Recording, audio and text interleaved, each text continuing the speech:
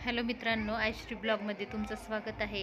आज प्रगट दिनानिमित्त आम्ही सगळेजण माऊलीला सजवण्याची आणि माऊलीच्या दर्शनासाठी सगळेजण येणार आहेत त्याची तयारी चालू होती।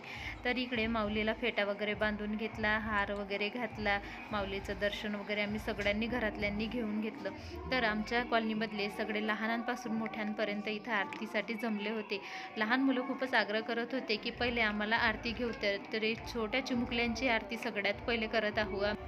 आमच्या इथं गजानन महाराजांना खूप जास्त मानल्या जाते, तर आमच्या घरातील सगळेजण इथं जमलेले आहेत गजानन महाराजांच्या आरतीसाठी।